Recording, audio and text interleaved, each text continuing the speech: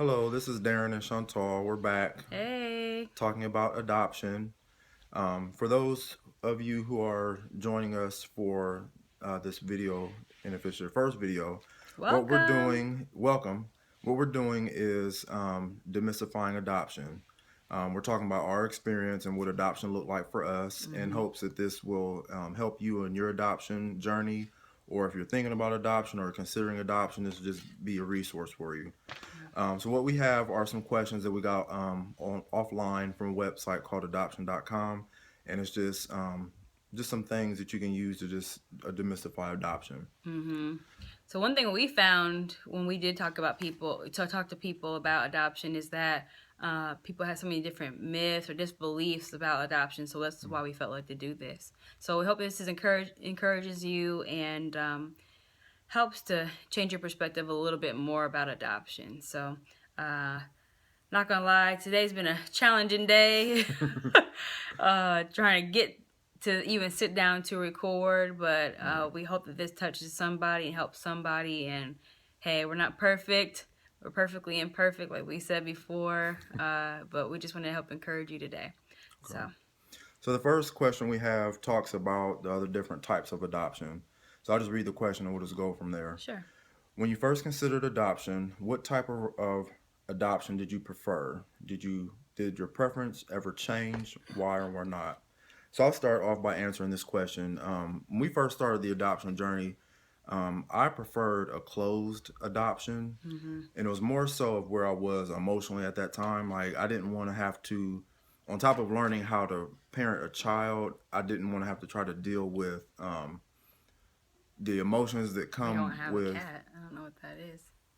the emotions that come with dealing with a birth parent, a birth mother, a birth father, and all that can come with that. I just wasn't there at that time emotionally. So I was leaning more towards a closed adoption. How about you?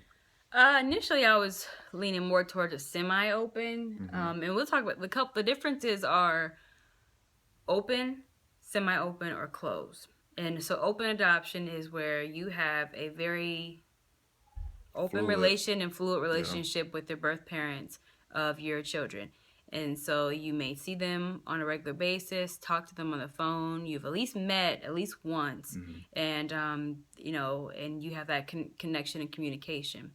Semi-open is you may just talk, you may never meet, but you may just talk or have email Yeah. communications, facilitated possibly through the adoption agency or on your own, and but you've at least met and spoke at least once. And then you have closed. And closed adoption is you have no contact at all. Mm-hmm. Everything's done strictly through the third person of and third party of the agency or attorney. Yeah. Um, if there's anything that needs to be done, and that's it. So I was initially semi-open because I'm a social worker by trade, and just knew that it could possibly benefit our kids and children, at Mm-hmm. least if we've got to met with them at least once and got some interaction with the birth parents Yeah. and got their side of what led them to adopt and place their children for adoption. Yeah. So with our situation though, with all three of our kids, our adoption actually is closed, and so we've Mm-hmm. never ever met our birth mother.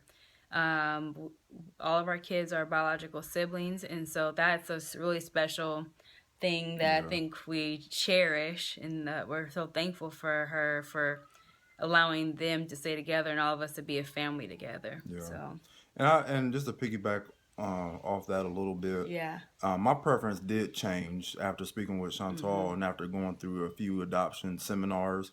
Originally, it was my preference was closed, and it moved towards semi-open, Mhm. and even tilted a little bit towards open. Yeah. Just because I did see the benefits of having a semi-open adoption where our children had the opportunity to at least meet their birth parents, and establish maybe some type of a relationship. Because I mean, just to be honest with you, at some point in time in their lives, they're going to want to know their We're gonna story. win another story. And through a semi-open adoption, at least the door is somewhat open. So when they start their process of getting to know their birth parent, at least they know where to start. Yeah, exactly. However, we're within an agency that I think has a decent relationship with her, our birth mother, and we don't have any connection with any of the birth fathers. So, but with the birth mother, we do have that connection through the agency. So we're able to send her pictures, letters. Sometimes I think she gets them and reads them. And so we don't know where We she's really at. don't know. We don't know where. When I mean where she's at, I don't mean of course we don't know where she's located, but we don't know where she is at mentally either. I can't imagine, you know, the selflessness that she had to go through and the possible hurt, pain, grief of saying, this is my child and I'm not in a place to care for my child. Possibly. We Possibly. really don't And know. I don't know. Yeah. I don't know her story. Yeah. And so one thing I always encourage people is to not judge her. Absolutely. We are heard, especially when we got the boys, whoa, is she going to have any more kids? You know, like, how many does she We got that have? question a lot. Ooh, is she done? Is she going to get her tubes tied? You know, that's none of our business. Yeah. It's not our place to judge her. Yeah. Kudos to her for choosing life. Absolutely. For saying, you know what, I'm not going to be able to do this, or I can't, or I won't.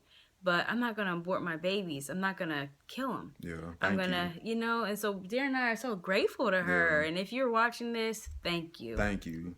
If you don't hear us say anything else, thank you. That's for our birth mom, if you're out there watching. And another thing I want to say, too, for our birth mom, if you are watching for some reason, if you ever get this, is that we love you. And we know you and care about you. And it feels like we know you so intimately, but we've never met you. Yeah.